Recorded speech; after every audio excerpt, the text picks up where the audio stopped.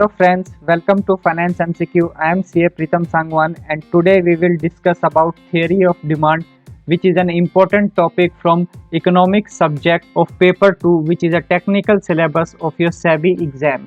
Friends, this technical syllabus is of 100 marks in phase 1 and it has 2/3 weightage in phase 2 of your SEBI grade A exam. And friends, you can find entire technical syllabus of SEBI grade A exam chapter wise, topic wise on Finance MCQ website in MCQ question format. You can visit the website and practice entire technical syllabus there. I have put the website link in the description box below. So let's begin. Friends, let's start our discussion by first understanding meaning of demand. So friends, demand is a quantity of a commodity that a consumer is willing and able to buy at the possible price during a given period of time. And friends, there are four essential elements of demand. These are quantity of the commodity, then there is willingness to buy, then price of the commodity and period of time. And friends, demand for the commodity may be either with respect to individual demand or related to the entire market. So friends, I hope the meaning of demand is clear to all of you. Now let's move on to the next point. Now friends, let's try to understand various factors affecting demand. Here we will discuss about individual demand.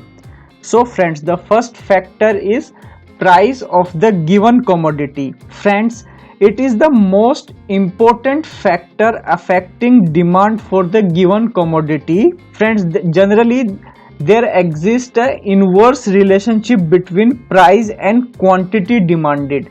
That is, if price increases, quantity demanded will fall due to decrease in satisfaction level of consumer. Say for example, if price of tea increases, then its quantity demanded will fall as satisfaction derived from tea will fall due to rise in its price. And the next factor is price of related goods.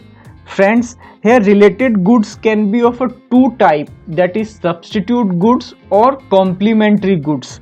Now first we'll understand substitute goods. So friends, substitute goods are those goods which can be used in place of one another for satisfaction of a particular want, like tea or coffee. And friends, an increase in the price of substitute goods will lead to increase in demand for the given commodity and vice versa. Say for example, if price of Parle-G increases, then demand for Tiger biscuit will increase. Why? Because Parle-G and Tiger biscuit are substitute of each other. So if price of substitute goods increases, then demand for given commodity will also increase. So I hope this substitute good is clear.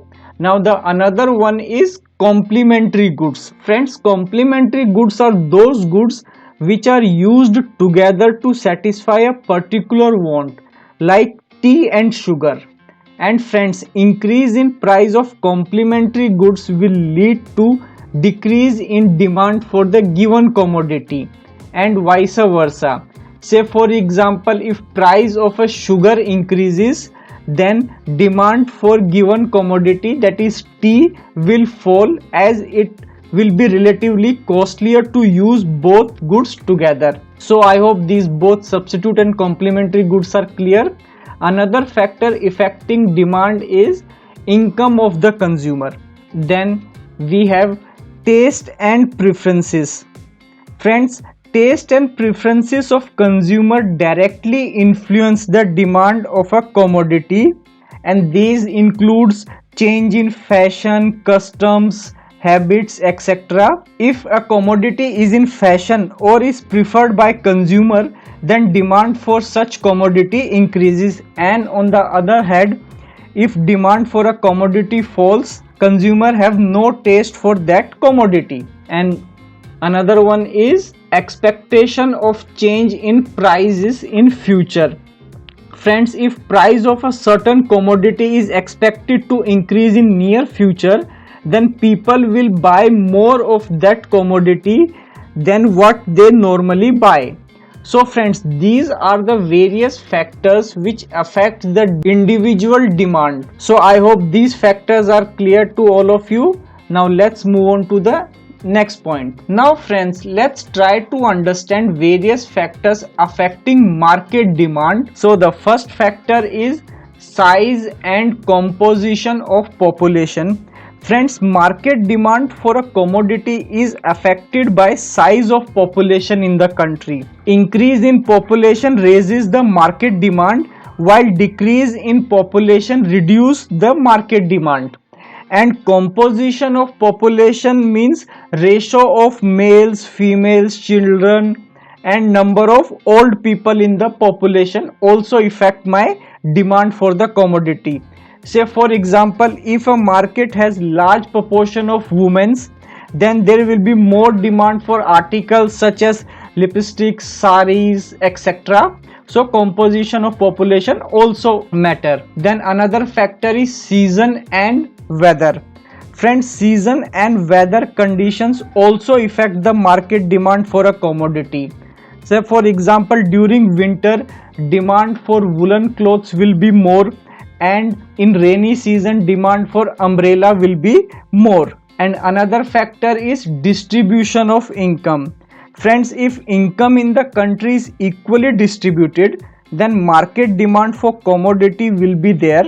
However, if income distribution is uneven, that is people are either very rich or very poor, then market demand will remain at very low. So these were the factors affecting market demand. So I hope all these factors are very much clear to all of you. So now let's move on to the next point. Friends, now let's talk about law of demand. So friends, law of demand states that there is an inverse relationship between price and quantity demanded, keeping other factors constant.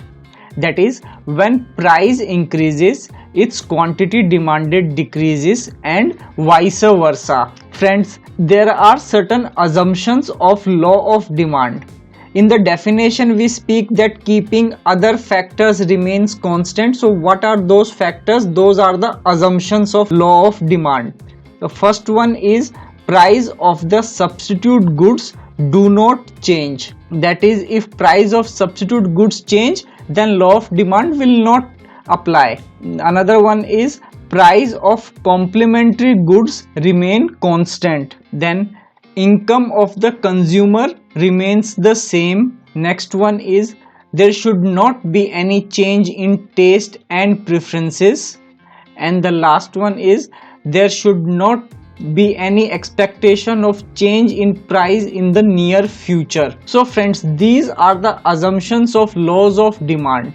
So I hope law of demand and its assumptions are clear to all of you. Now let's move on to our next point. Now friend, let's talk about exception to law of demand, that what are the various exceptions under which law of demand will not work. That is, if price of a commodity increase, quantity will not decrease. So what are those exceptions?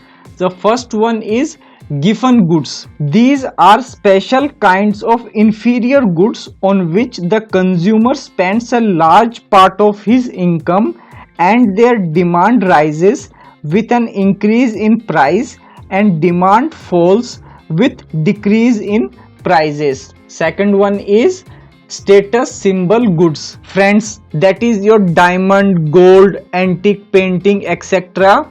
These are kind of a status symbol goods on which your law of demand does not apply. That is, higher the price, higher will be the demand for such goods. The next is fear of shortage. Friends, if consumer expect a shortage or scarcity of a particular commodity in the near future, then they would start buying more and more of that commodity in the current period, even if prices are rising, and in this case law of demand will not work. Then fashion related goods. Friends, goods related to fashion do not follow the law of demand and their demand increases even with a rise in their prices. For example, if for a particular type of dress is in fashion, then demand for such dress will be higher even if the prices are rising. Then necessity of life goods. Friends, another exception occurs in the use of such commodities which becomes necessity of life due to their constant use. For example, commodities like wheat, rice, salt, medicine, etc. are purchased even if their prices are increasing. The next one is change in weather.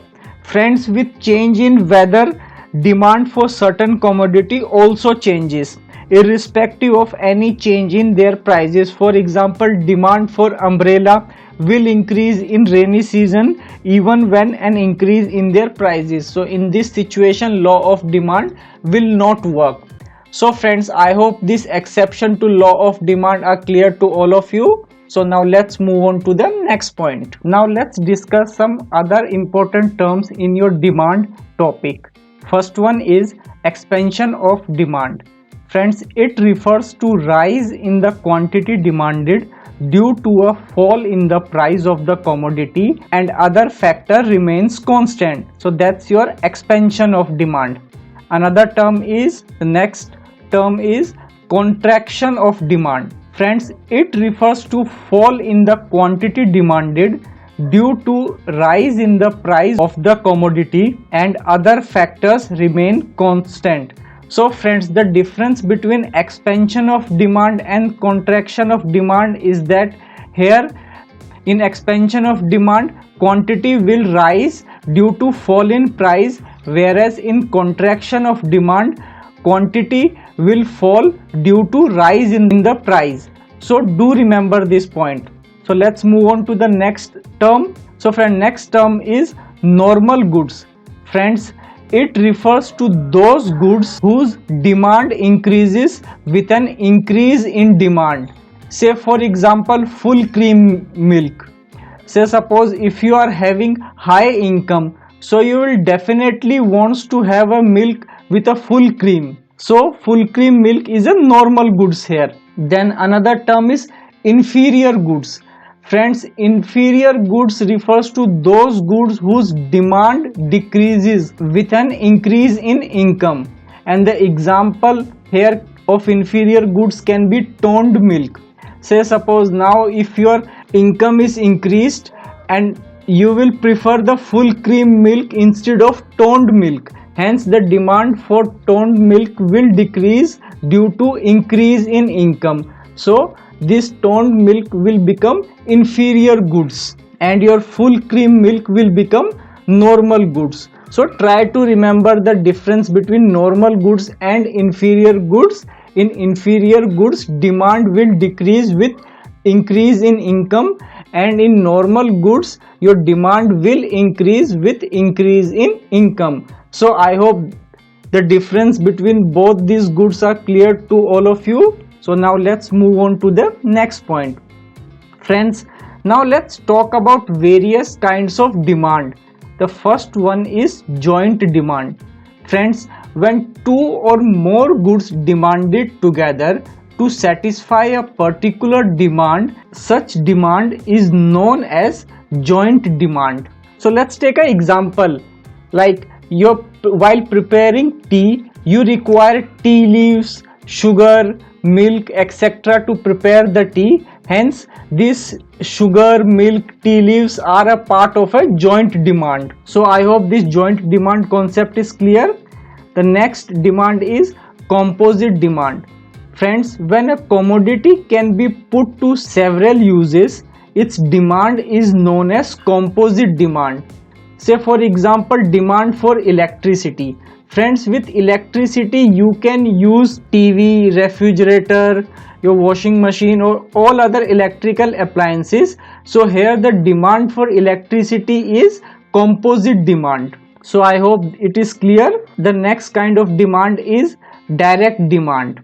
Friends, when a commodity satisfies the wants directly, its demand is termed as direct demand. Example is demand for clothes.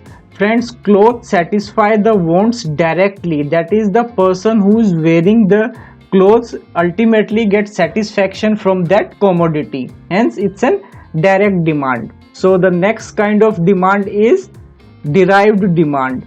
Friends, demand for a commodity which depends on the demand for other goods is known as derived demand. The example can be demand for labor depends upon demand for clothes. That is, if demand for clothes are high, then demand for labor who will prepare those clothes will also be high. So in this case, demand for labor will be derived demand. So I hope it is clear. The next kind of demand is alternative demand. Friends, demand is known as alternative demand when it can satisfied by different alternatives. Example, demand for foods. Like there are many options for food, like your dal, roti, pizza, burger, etc. So here demand for food is an alternative demand. The next kind of demand is competitive demand. Friends, when two goods are closely substitute of each other and increase in demand for one of them will decrease the demand for the other, then the demand for any one of them is known as competitive demand. Say for example, if there is an increase in demand for Parle-G biscuit, then your demand for Tiger biscuit will ultimately goes down. So these two are the competitive demand commodities. So I hope these various kinds of demand is clear to all of you. Friends, today we have discussed about meaning of demand, then we talk about factors affecting demands, both individual demands and market demand. Then we talked about law of demand and various exception to law of demand. Then we talk about various important terms, and lastly we talk about various kinds of demand. So friends, with this I try to cover all the important points from your theory of demand topic, which are important one and can be asked in your SEBI grade A exam. Friends, for more practice of this topic in MCQ format, I request you to please visit Finance MCQ website. It has entire SEBI grade A technical syllabus, which is paper 2 of general stream in MCQ format. It has 2000 plus subject wise, topic wise MCQ questions to practice. We have added explanations for correct answers wherever required. It also has 25 test series for your technical syllabus to practice. So friends, there is lot of study materials to practice on Finance MCQ. Do visit the website for more practice and increase your selection chances. Friends, website link is in the description box below. I will come up with new video. Till then, take care and thank you so much for watching.